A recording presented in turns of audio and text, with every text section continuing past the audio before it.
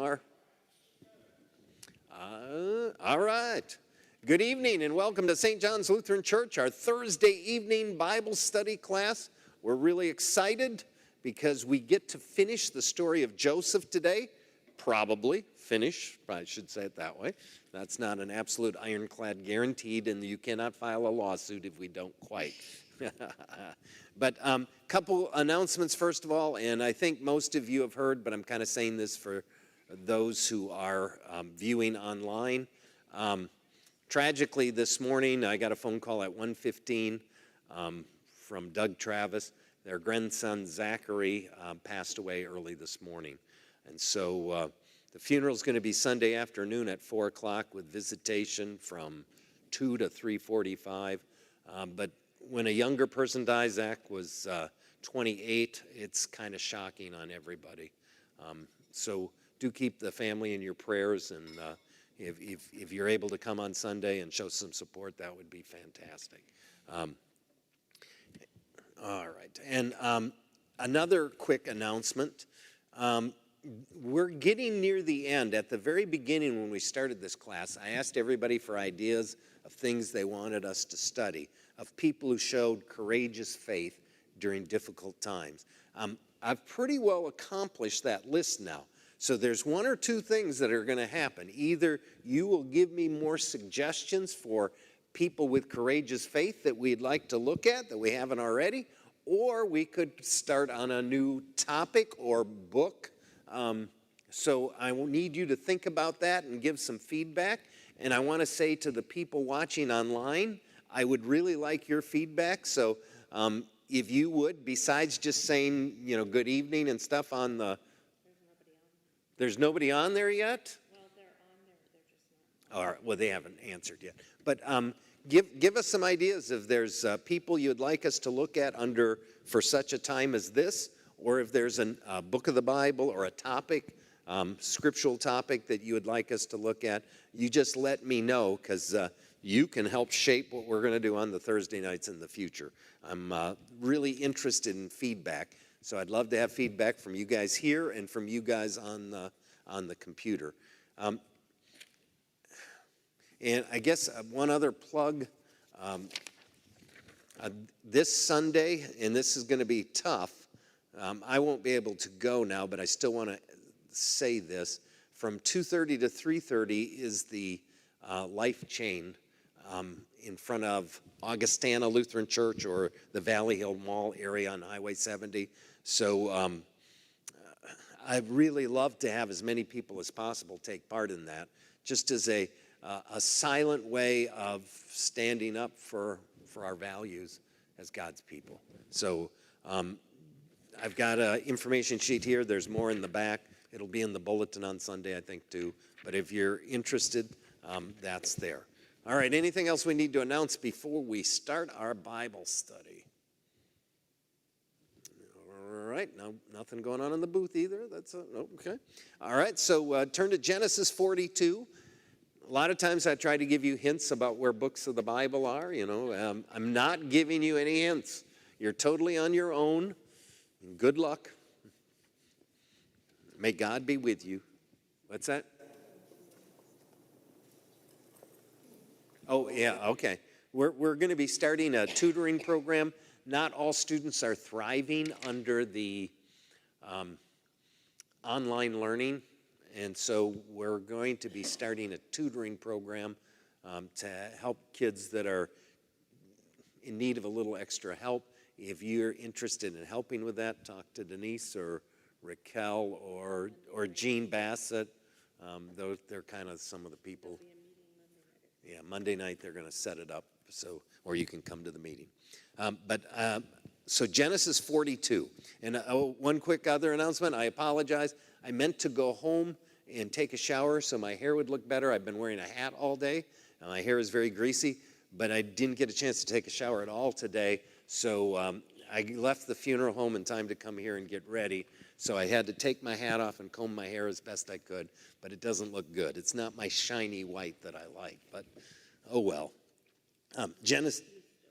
Oh, I still look good. Well, you're biased, but I appreciate you saying that. Genesis 42. So if you remember, we've been kind of doing this as a Batman takeoff. You know, we leave people in great distress. So we had Jacob in a well, great distress. We had Jacob in a prison, great distress. And now we got God's people, Joseph, excuse me. Yes, Jacob is his dad. Yes, very good, thank you. I apparently am not, which is somewhat true. So yes, Joseph was in prison, and that was the one Batman condition where what will happen, you know, can he be saved? And last time we ended with Jacob's family, the people of Israel, were in danger of starving to death because the famine was not just in Egypt that the Pharaoh had dreamed about. The famine was throughout that whole region. And Joseph's family back in Israel were running out of food. And so they were in a dire predicament. And last time we ended with, oh no, what will happen? Can they be saved? Or is this the end of the promised line, the end of the people of Israel? The good news is, as I think you already knew this, that was not the end. So Genesis 42. When Jacob learned that there was grain in Egypt, he said to his sons, why do you just keep looking at each other? He continued. So what were they doing about the problem? Rolling. Yeah, they weren't doing anything because they didn't know what to do. Because there wasn't any rain. Crops weren't growing. They were running out of stored crops. So why do you just keep looking at each other? He continued, I've heard that there's grain in Egypt. Go down there and buy some for us so that we may live and not die. Now that's a reasonable plan. Good plan. Then 10 of Joseph's brothers went down to buy grain from Egypt. But Jacob did not send Benjamin, Joseph's brother, with the others because he was afraid that harm might come to him. All right, so do you understand the family dynamics there? Because all of them were Joseph's brothers, but all the rest, the other 10, were half-brothers. Same father, different mother, but Benjamin was full brother, same mother, same father. And the mother was the love of Jacob's life, if you will. By the way, that's a reason not to have more than one wife because of the rivalries that take place after that. But yeah, well, there's more, but that's one strong one. But his wife Rachel had died. He thought Joseph had died. So from Jacob's perspective, Benjamin was the only one left. And so he was not letting his son out of his sight. He was keeping him there. It's interesting, though, the other 10 were sent off. And if I was one of the other 10, I'm not sure how I totally feel about that either, because it seems like Jacob still has his favorites, and I'm not it, you know. That's kind of what it seems like. But then 10 of Joseph's brothers went down to buy grain from Egypt. But Jacob did not send Benjamin, Joseph's brother, with the others because he was afraid that harm might come to him. So Israel's son, and now notice it switched. Jacob's new name was Israel, but in Genesis they refer to him by both, so both the same person. So Israel's sons were among those who went to buy grain, for famine was in the land of Canaan also. Now Joseph was the governor of the land, the one who sold grain to all its people. So when Joseph's brothers arrived, they bowed down to him with their faces to the ground. Whoa, what does that remind you of? His dream. Yeah, the dream that, two dreams, in fact, that he had. I just need a drink. So now, literally, the dreams that got Joseph in trouble with his brothers were literally being played out. As soon as Joseph saw his brothers, he recognized them, but he pretended to be a stranger and spoke harshly to them. Where do you come from, he asked. From the land of Canaan, they replied, to buy food. Although Joseph recognized his brothers, they did not recognize him. Then he remembered his dreams about them and said to them, You are spies. You have come to see where our land is unprotected. No, my lord, they answered. Your servants have come to buy food. We're all the sons of one man. Your servants are honest men, not spies. No, he said to them. You have come to see where our land is unprotected. But they replied, your servants were 12 brothers, the sons of one man who lives in the land of Canaan. The youngest is now with our father, and one is no more. Now, why didn't they recognize Joseph? One, they thought he was dead, so they weren't looking for Joseph. Yeah, two, this is a lot of years have passed by. And he's dressed differently. He would... Weird Egyptian hair. Absolutely, and he would have had jewelry, etc., etc., so that he wouldn't have looked anything. And when your face is to the ground, you're not really looking at him all that much anyway. They did not want to stare at him because they were really, this was their only hope for getting food. They were totally dependent on the good graces of this man who was a stranger to them. At least that's what they thought. So, yeah, it's a pretty interesting situation. Yes, well, and he's doing this for a reason. What he really wants to do is see if they've been unkind to his younger brother, Benjamin. And he wants to find out how his father is. I mean, those are, Joseph had his favorites too. You know, so verse 14, Joseph said to them, it is just as I told you, you are spies, and this is how you will be tested. And as surely as the Pharaoh lives, you will not leave this place unless your younger brother comes here. Send one of your number to get your brother. The rest of you will be kept in prison so that your words may be tested to see if you're telling the truth. If you're not, then as surely as Pharaoh lives, you are spies. And he put them all in custody for 3 days. So what's his plan here? What's he trying to do?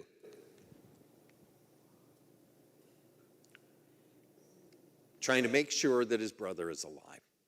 You know, is it just talk or is it reality? On the third day, Joseph said to them, do this and you will live, for I fear God. If you're honest men, let one of your brothers stay here in prison while the rest of you go and take grain back for your starving households. But you must bring your younger brother to me so that your words may be verified and that you may not die. This they proceeded to do. They said to one another, surely we are being punished because of our brother. Whoop. Siri was talking. I have my phone off too. We are being punished because of our brother. We saw how distressed he was when he pleaded with us for his life, but we would not listen. That's why this distress has come upon us. Now, do you see what they're feeling? They're feeling guilt, and they kind of believe it's karma. You know, that's how we would use the concept of karma. Because they did this, now this is happening to them. And Reuben replied, didn't I tell you not to sin against the boy? But you wouldn't listen. There's always one of those. Yeah, I told you so. Now we must give an accounting for his blood. They did not realize that Joseph could understand them since he was using an interpreter. And I love that comment being put in there, because as you're reading this, you think he's just speaking to them, but they're speaking through an interpreter. Now, Joseph didn't need an interpreter to understand them, but, you know, they thought they were talking among themselves and he didn't know what they were saying, but he did. He turned away from them and began to weep, but then turned back and spoke to them again. He had Simeon taken from them and bound before their eyes. Joseph gave orders to fill their bags with grain, to put each man's silver back in his sack, and to give them provisions for their journey. After this was done for them, they loaded their grains on the donkeys and left. At the place where they stopped for the night, one of them opened a sack to get feed for his donkey, and he saw his silver in the mouth of his sack. So what Joseph did was give him back the silver that they had brought to pay for the grain. Now, you know, could be mixed motives here, because some will speculate, This is so that he can accuse them of a crime, which he does do later on under different circumstances. I really think he was just being nice. I think he was actually, yeah, it's family. He's given back the money. He didn't need it. So then verse 28, my silver has been returned, he said to me. Here it is in my sack. Their hearts sank and they turned to each other trembling and said, what is this that God has done to us? So why were they afraid? Because they thought they were going to be accused of stealing. Yeah, because now they're thinking, you know, you offend the second highest guy in the nation of Egypt, much bigger, more powerful nation than Israel. This is death. I mean, that's what they were afraid of, that they would be put to death for stealing. You speculates the travel time from Canaan to Egypt. Ooh, now I didn't look. Or what? Yeah, and we don't know that they were traveling by camel, because all that's mentioned specifically is donkeys, which would be used mainly to haul the grain back. Because you'd hate to make that long distance with just a little bit of grain going back, because it's going to be eaten before you get back to your starving family. But, all right, Denise, use your phone. How long of a donkey ride is it from Egypt to Israel? I mean, I don't know that one. I'm just thinking about the amount of time now it's going to take for them to get back home, get Benjamin, then get back to. Well, you know, because did it not give you the right answer? I'm sorry, I can't give you traffic. Well, it might be heavy traffic, I so. can't give you traffic directions from here today. Yeah, I'm going back to the wise men who were not coming from Egypt. They were coming from modern day Iraq, from the Baghdad area. You know, how long a travel time is that? And I looked it up and figured it out once, but for the life of me, I don't remember what that was either. So, And in jail for a pretty good long time. oh, it's going to be for a while. Yeah, because even with camels, you're not going all that fast. Because like a bicycle, you can go, 15, 20 miles an hour, pretty easy.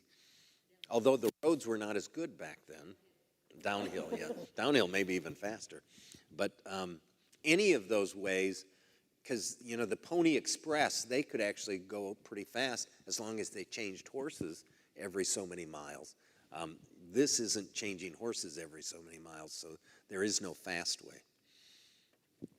So, but they're panicking. Verse 29, when they came to their father Jacob in the land of Canaan, they told him all that had happened to them. They said, the man who is Lord over the land spoke harshly to us and treated us as though we were spying on the land. But we said to him, we're honest men, we're not spies. We were 12 brothers, sons of one father. One is no more, and the youngest is now with our father in Canaan. Then the man who is Lord over the land said to us, this is how I'll know whether you are honest men. Leave one of your brothers here with me, and take food for your starving households, and go. But bring your youngest brother to me, so that I will know that you are not spies, but honest men. Then I'll give your brother back to you, and you can trade in the land. As they were emptying their sacks, there in each man's sack was his pouch of silver. When they and their father saw the money pouches, they were frightened. Their father Jacob said to them, you have deprived me of my children. Joseph is no more, and Simeon is no more. And now you want to take Benjamin too? Everything is against me. So what is Jacob's attitude? No way. One by one, he's losing his sons. I mean, that's how and quite honestly, after Joseph died, Benjamin's his favorite. So he doesn't want to risk Benjamin going back. So Judy Vogel says it's 386 miles by car. According to this, it's 730 kilometers if you take the route via Taba on the Gulf of Walking for 6 hours a day, it would take you a little under 3 weeks. So weeks anyway. What you? We're walking, we had a donkey, I don't know. But donkeys are not. Yeah, donkeys carrying a load. And they also don't always walk. thought I just had. Yeah. The one brother found his silver. But when they got back, they found all of them checked their sacks. But I would have thought at that time, the other brothers would have thought, maybe I ought to check my sack. And they might have. This just is kind of them telling the story to their father. Because I would have immediately checked mine too. Oh, it's in mine too, you know. So verse 37, then Reuben said to his father, you may put both of my sons to death if I do not bring him back to you. Entrust him to my care, and I will bring him back. Now, I wonder how his sons felt about that. Seems kind of bold of him, because he didn't offer his life. He offered his two sons, Jacob's grandchildren. But Jacob said, my son will not go down there with you. His brother is dead, and he's the only one left. If harm comes to him on the journey you are taking, you'll bring my gray head down to the grave in sorrow.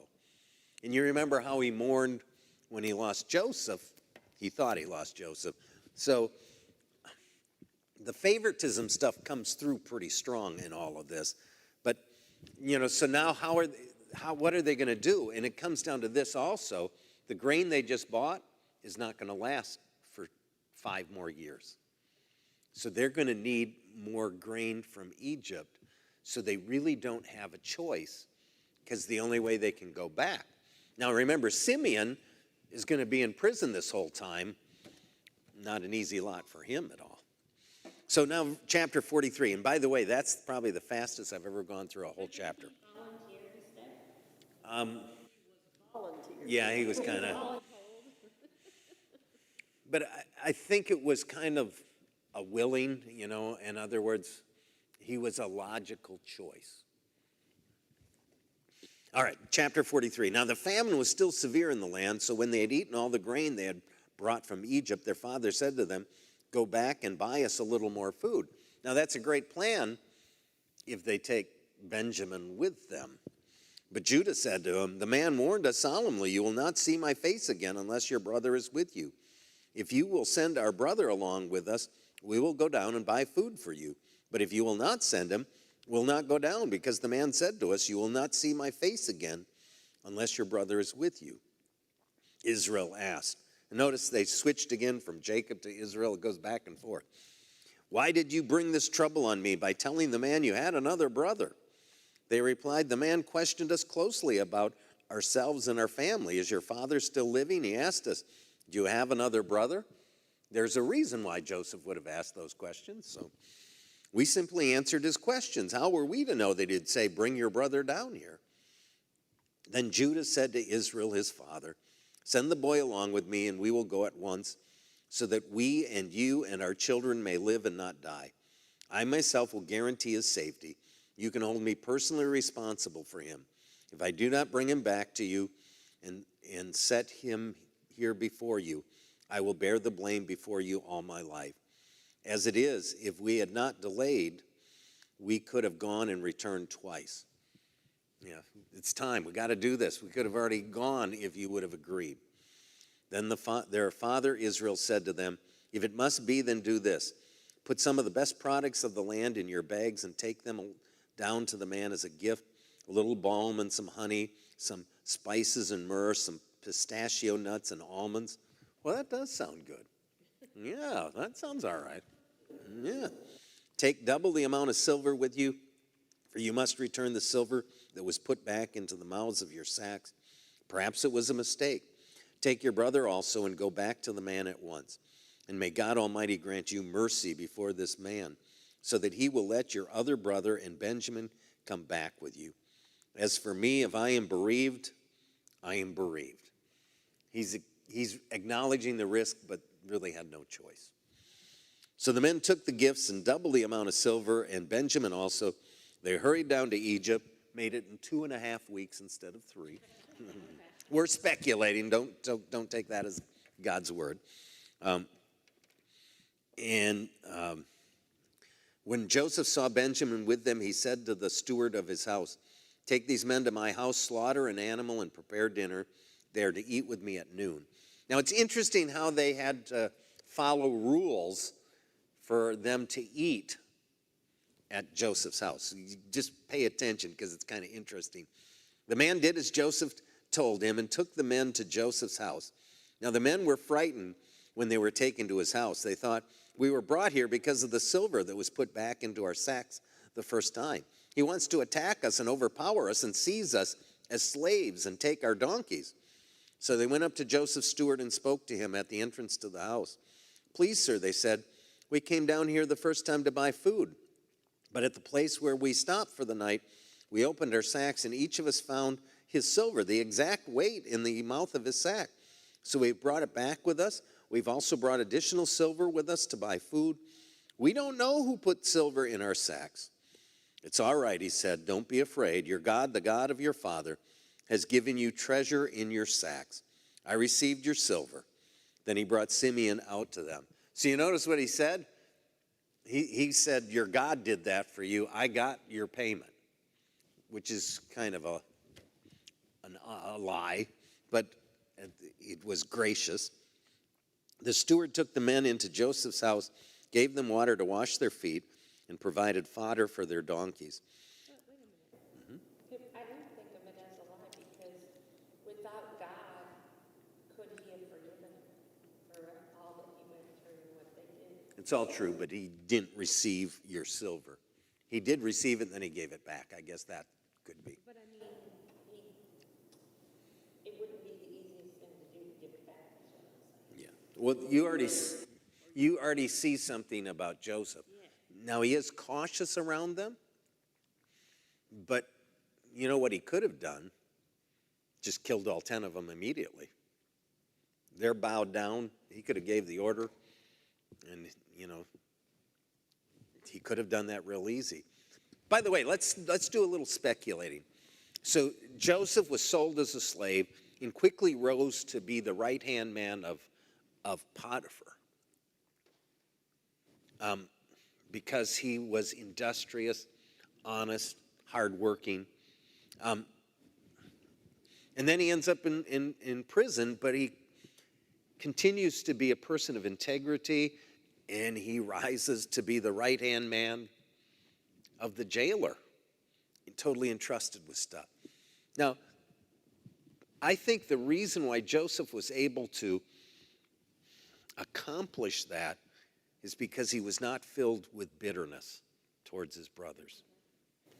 Because imagine that every single day he just kept thinking about the great wrong that was done to him by his 10 brothers. Every single day, that's all he thinks about. Now, if you're rotting as a slave or rotting in prison and thinking like that, what are you going to do? You will hate, and you're not going to give the best of yourself to anything because all you're doing is interested in revenge. But it's because even then I am convinced that he saw somehow this was the plan of God. He made the best of the situation. He wasn't filled with the acid of hatred. He was at least in the process of forgiving his brothers long before he ever saw them. And that's what enabled him to live the kind of life he did. Because I'm going to tell you, when I've been hurt by someone and then I just sit around feeling sorry for myself and angry at them, I'm not productive. I'm just telling you. I mean, then you waste time. You're busy stewing. You're busy fretting. You're busy plotting. And what you're not going to do is give yourself fully to whatever life's circumstances are for you right then. And if we're speculating, I would speculate that the reason he put the silver back in was because he felt like God was leading him to do that out of compassion. Well, remember, when his brothers bowed down before him, his mind went back to the dreams that God had given him. And so now he's looking at everything that's happening as being part of God's plan. Even if he hadn't before, at that point, as soon as he saw them bowing down in the dirt before him, he knew this was God's plan. And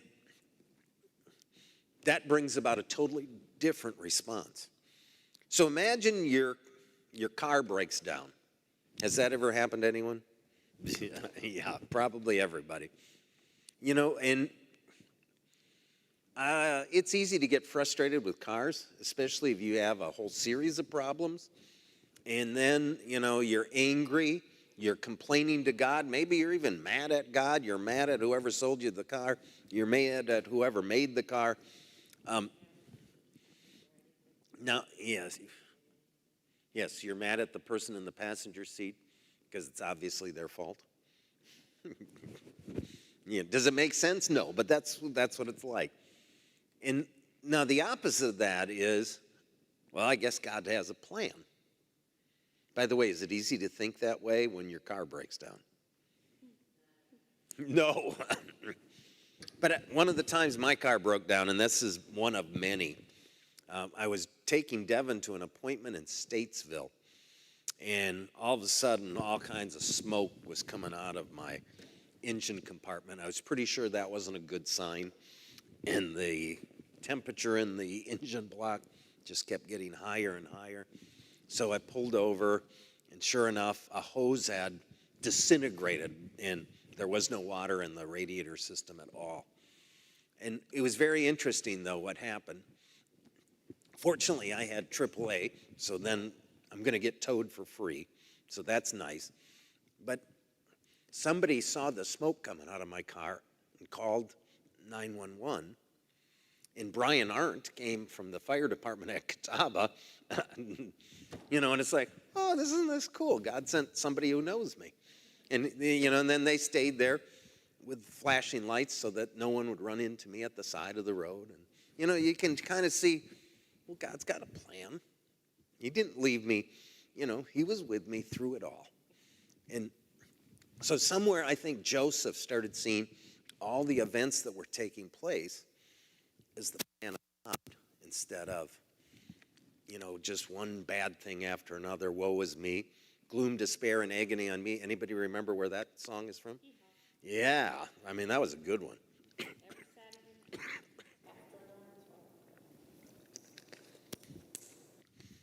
All right, so well, let's see, where were we at? Okay, verse 36, or 26, excuse me. When Joseph came home, they presented to him the gifts they had brought into the house. And they bowed down before him to the ground. Notice, 2 dreams, twice they bowed down before him. Exactly what he dreamed. He asked them how they were, and then he said, how is your aged father you told me about? Is he still living? See, he's seeking information still. They replied, your servant, our father, is still alive and well, and they bowed low to pay him honor. As he looked about and saw his brother Benjamin, his own mother's son, he asked, is this your youngest brother, the one you told me about? Huh? No, it's okay, because the microphone online. I just got a tickle and I can't get it to go away. And he said, God be gracious to you, my son. Deeply moved at the sight of his brother, Joseph hurried out and looked for a place to weep. He went into his private room and wept there. So why was he so emotional? Yeah, because his brother, full brother, was still alive. And you remember, Benjamin was his father's favorite after Joseph was apparently killed. So the same thing could have happened all over again. After he had washed his face, he came out and, controlling himself, said, serve the food. They served him by himself, the brothers by themselves, and the Egyptians who ate with him by themselves, because Egyptians could not eat with Hebrews, for that is detestable to Egyptians. So they're having a big feast, if you will, but they're in 3 different places. You know, Joseph's by himself. The men had been seated before him in the order of their ages, from firstborn to the youngest, and they looked at each other in astonishment. They were astonished that they knew the order. Isn't that interesting? Did they not know that Joseph was? He hadn't told anyone at this point. But, I mean, the fact that he didn't sit with the Egyptians either. No, he sat by himself, totally different. Because of his. But that's because of his position. So, yeah, he wasn't going to associate with, you know, commoners. When portions were served to them from Joseph's table, Benjamin's portion was 5 times as much as anyone else's. So they feasted and drank freely with him. Now I'm trying to think, if you gave a normal portion to his other brothers, who needs 5 times that, Woo. I mean, Denise and I go out to eat, and sometimes we share a meal, because even sharing a meal, it's everything you need. You don't need 5 meals for one person. Oh, we need Jackie here. Because Jackie, if it's shrimp, he would take 5. Jackie, I hope you're watching, because I don't like to tell tales behind your back, but that's true. No, he may have gone to Doug's. Yeah. All right, so now we're getting to the crucial part. And quite honestly, I'm going to skip chapter 44, because this is more of the same. And so Joseph is still checking out his brothers. And so this time, he takes a precious cup. Well, let's see. Yeah, silver cup. And he hides it in one of their, and sends them off, because he's still not certain of their desires, of their integrity, of what, so he's checking it out.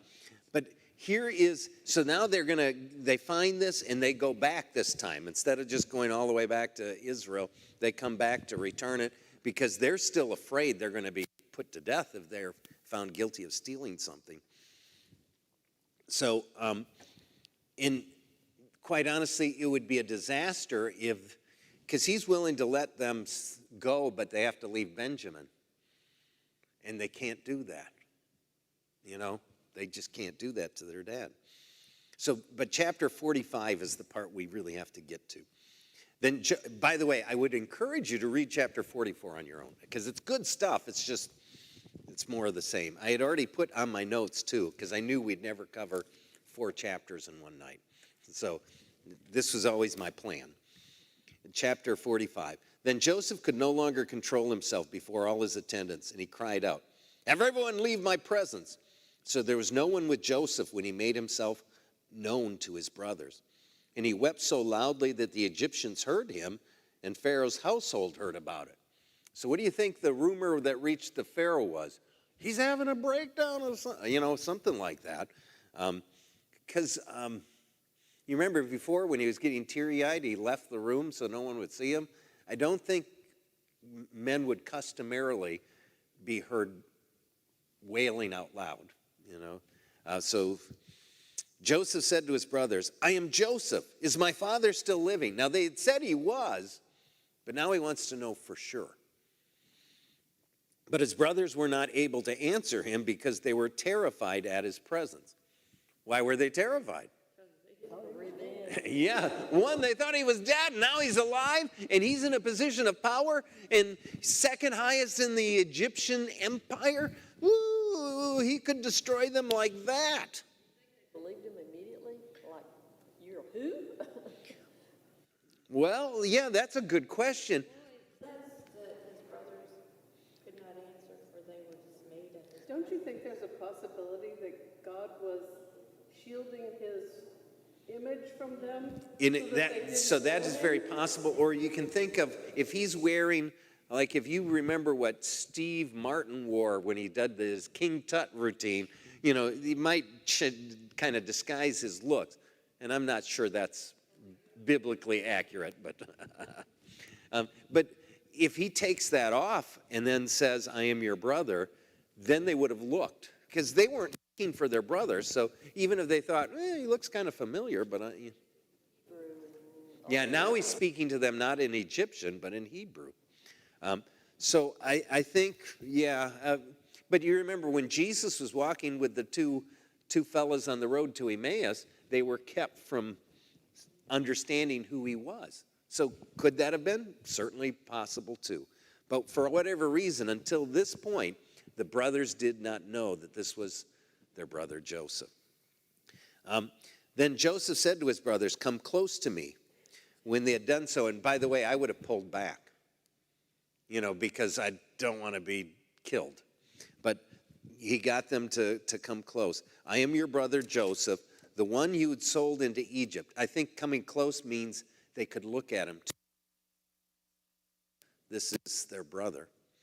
And now do not be distressed and do not be angry with yourselves for selling me here, because it was to save lives that God sent me ahead of you. Now, to me, that is the most profound statement in the story of Joseph. Because not feeling bitter over being sold into slavery, not feeling bitter over being accused of rape, not feeling bitter over spending years in a stinking dungeon. Instead, he sees all of this now as God's plan, and it was a good plan. You remember Romans 8:28, all things work together for good for those who love God. Well, you know what? We believe that verse is literally true. That's not just a nice thing to say, but we think that is absolutely true, that God works through the events that go on in our world to achieve his plan. That even now with COVID-19 and presidential election and social unrest and all the other stuff that's going on, that God's at work and he has a plan for it. We honestly believe that. Now, how does sin incorporate into God's plan?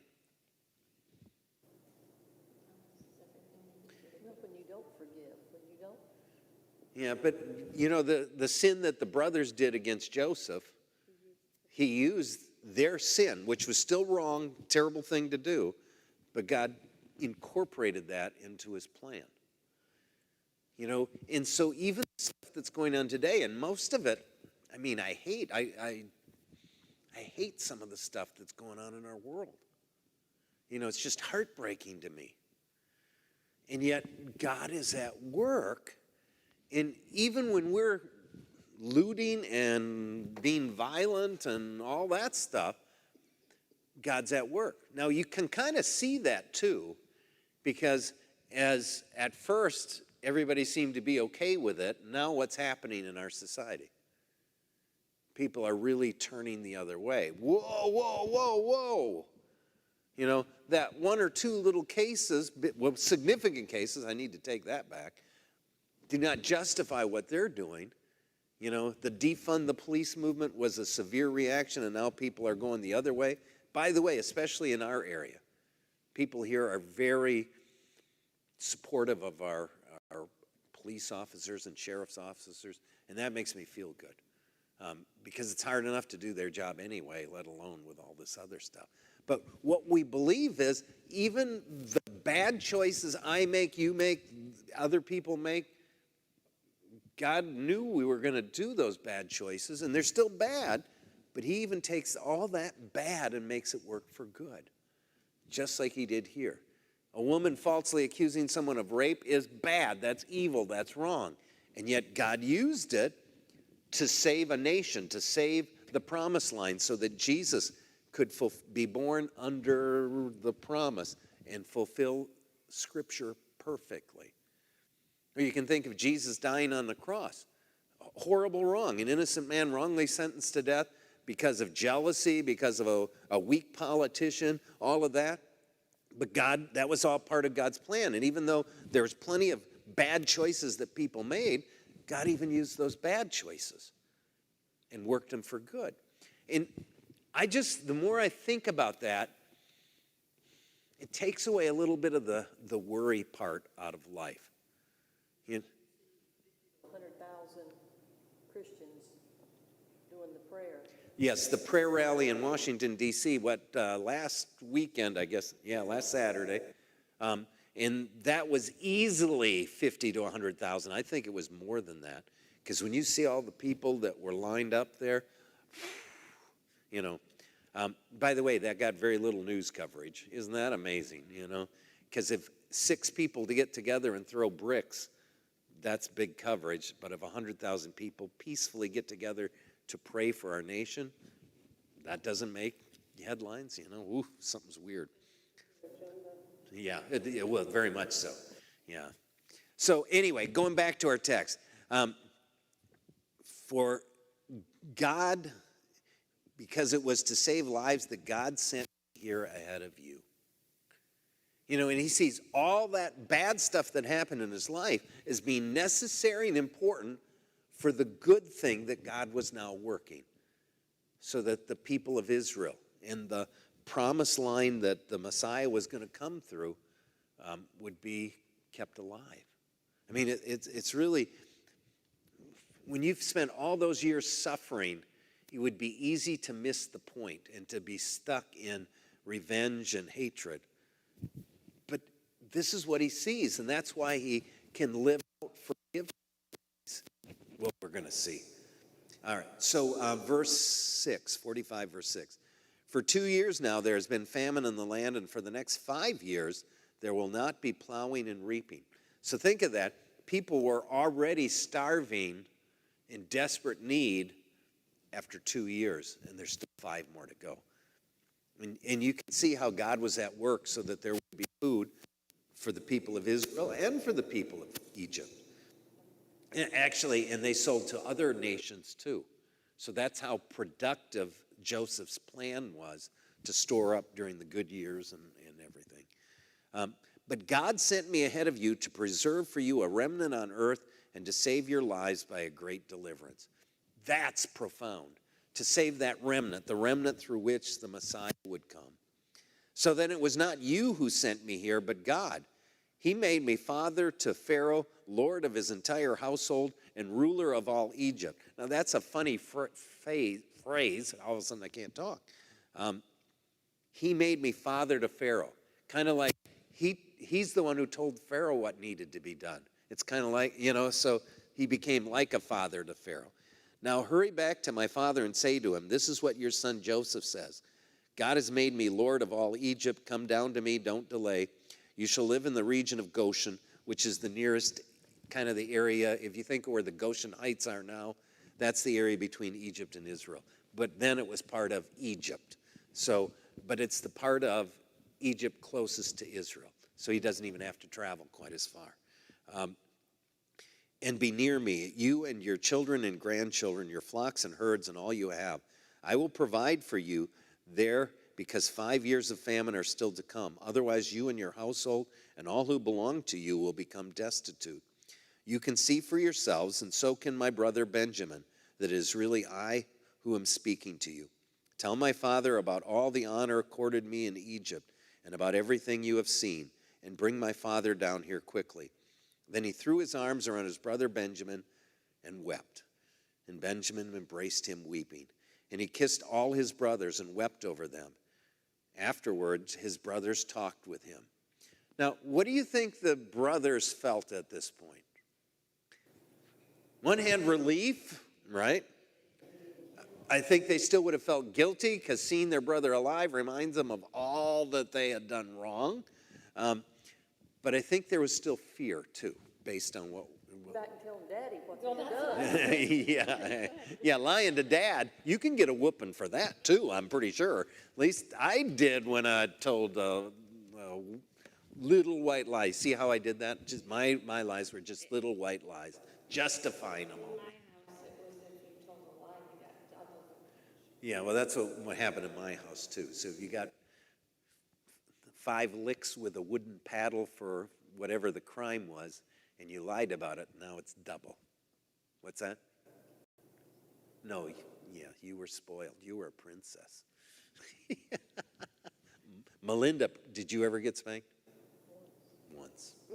Diane? No, I never got spanked. All right. I had to go I was a good girl like Denise.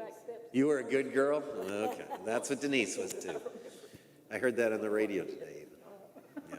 All right. I heard you begged me to marry you. Yes, that's what Dave said, that I said I married up, and he said, I heard there was a lot of begging involved to get her to marry me. Yeah, I think so. I think they did. So, well, all right, we'll just keep going because we're running out of time. Verse 16, when the news reached Pharaoh's palace that Joseph's brothers had come, Pharaoh and all his officials were pleased. Pharaoh said to Joseph, tell your brothers, do this, load your animals and return to the land of Canaan, and bring your father and your families back to me. I'll give you the best of the land of Egypt, and you can enjoy the fat of the land. Now, Pharaoh's doing that because he felt indebted to Joseph. Because Joseph had saved the nation of Egypt from great hardship. And you remember, those first 7 years were bumper crops every single year. And because they were wise and stored it up, didn't allow people to waste anything. That's why. But Joseph was the one who came up with the plan, under the inspiration of God, we would say. Verse 19, you are also directed to tell them, do this, take some carts from Egypt for your children and your wives, and get your father and come. Never mind about your belongings, because the best of all Egypt will be yours. So he's offering them transportation too, so that the travel is easier. And he said, you just leave your stuff there. You can come back to it later. Wow. So the sons of Israel did this. Joseph gave them carts as Pharaoh had commanded, and he also gave them provisions for their journey. To each he gave new clothing, but to Benjamin he gave 300 shekels of silver and 5 sets of clothes. Now, 5 sets of clothes to us doesn't sound like that much. But back then, how many sets of clothing did Jesus have? One set. That was it. And even if you go back to the early days of our nation, if people had 3-4 sets of clothing, that would be it. No, and with kids, they'd probably be wearing it out, as yeah. Clothes and your Sunday go to meeting. Yeah, that's mainly it. So to give him 5 sets of clothing really was a lot, because most would have 1 or 2, and that's it. Not often. How often did they take a bath? Not often. Once a week, whether they needed it or not, maybe. Who knows? And this is what he sent to his father, 10 donkeys loaded with the best things of Egypt, and 10 female donkeys loaded with grain and bread and other provisions for his journey. Then he sent his brothers away, and as they were leaving, he said to them, don't quarrel on the way. What might they quarrel about? The way that he treated Benjamin better. Yeah, or they might have been fighting between themselves. I told you we shouldn't have done that to Joseph. Yeah, it was your idea. No, it would be easy. So they went up out of Egypt and came to their father Jacob in the land of Canaan. They said to him, Joseph is still alive. In fact, he is ruler of all Egypt. Jacob was stunned. He did not believe them. But when they told him everything Joseph had said to them, and when he saw the carts Joseph had sent to carry him back, the spirit of their father Jacob revived. And Israel said, see how they changed names right in the middle? Yeah. I'm convinced my son Joseph is still alive. I will go and see him before I die. And so, and it goes on from there. But the part that to me is so important for us is Joseph forgave his brothers even before they apologized. Right? He forgave them because of his relationship with God. And I think the fact that he was able to forgive is what allowed that plan of God to really work in his life the way it was meant to. So, and I share that. We did a Bible study a couple weeks ago on Sunday morning about forgiveness. And it really is an important concept that, I've encountered this many times in the church where I say, I forgive them, but I'm never going to have anything to do with them again. Is that forgiveness? No, it's not. What does forgiveness look like? Where you're treating them as if they'd never done anything wrong against you at all. Does someone have to beg for forgiveness before you give it? Well, God forgave us, nailed his son to the cross long before we asked for forgiveness. In fact, there's still oodles, there's a good word, of sins that we've never asked for forgiveness for because we're not even aware of them yet. So what about an abusive situation? Do you forgive somebody who's abusive but not have a day-to-day ongoing relationship? Yes, so if it's an abuse, First thing you need to do is get out. So I'm thinking of like within a marriage. If someone is abusing you or your children, the first step is to get out. Now, can you forgive and still be cautious? You notice Joseph was both. So yes, you can be very careful about what you do because you have to protect. So what would the state do if someone was abusive and wanted to have still custody of his children or visitation rights? What would they have them do? How would they do it?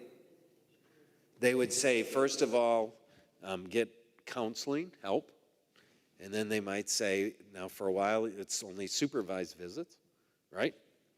So they're allowing for a person to change, but they're also being cautious.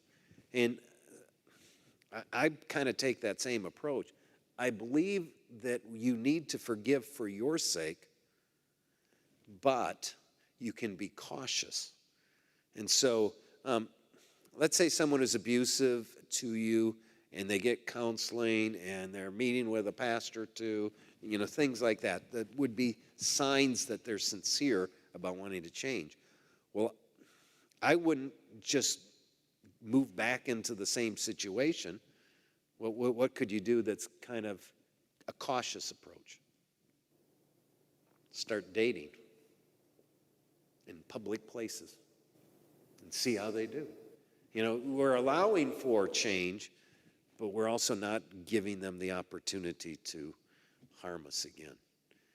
Because people who abuse oftentimes will easily say they're sorry and they'll never do it again. But those words don't necessarily mean all that much. So that's why you would want to insist on counseling, getting help, and then carefully seeing if anything's really different. Because usually just if you take that cautious approach, if they're faking it, they'll already get mad at you. And then you know that it's... But what I want you to understand is forgiveness is possible. You can forgive someone who has grievously sinned against you. And there's a couple things you got to do. And one is you got to realize that God has forgiven you of a mountain full of sins. That's the parable of the king who forgave all the debts. That's the first step. 2, you got to pray. Jesus put it in the Lord's Prayer, a daily prayer. Forgive us our trespasses as we forgive those who trespass against us. And when you say that, it's not enough just to say those words. You have to say, God, help me to forgive in your mind the name of a person you're still upset with. You pray for them by name. How long are you going to have to pray before you might feel differently about the person who has grievously hurt you? It can be a long time. But the prayer is an essential part of the process. And then you start going out of your way to show kindness. Now, again, I'm not telling you to take risks or anything like that. But the way you change your own feelings about a person is by changing your actions. We want to base our actions on our feelings, and that doesn't really work. You'll always stay mad. So your feelings can't control you. It's God's love that has to control. And that means we show kindness. We're friendly, caring, helpful. And you know what? Then you just live life trying to do that stuff. And bit by bit, probably that relationship's going to be better than it ever has before. And I share that with you. Those steps are all biblical. I didn't come up with them. I'm not smart like that. But I will tell you, I've tried them in my own life, and they work. It's the last step, though, which is showing kindness to someone that you're still irritated at. That's the hardest one, but it's absolutely essential. I guess Be suspicious if I keep bringing you plates of cookies to your house, because it might be you hurt my feelings somewhere, and I'm trying to make sure I stay. If I just do it once, that's just kindness. So no worries. If I do it like once a week, oh, be suspicious then. Actually, I'd tell you anyway, so I'm just kidding. All right, any thoughts or comments, because we're at 8 o'clock. Okay, we'll close in prayer. Remember, what I'm looking for is feedback on people that we could look at under for such a time as this from the Bible, or if you're ready to start moving on to a different topic, I'm okay with either. Now, there's a lot more people in the Bible that we haven't talked about, so it's not hard for me to come up with it, but I want this class to be what you want it to be, so you guys online or in person, just give me feedback in the days ahead. Okay? All right, let's close in prayer. Dear Heavenly Father, we thank you so much for the opportunity to study your word. We pray that your word will sink in, and especially that your grace will sink in and help us to apply grace to the other people in our lives too. In Jesus' name we pray. Amen. I apologize for that tickling.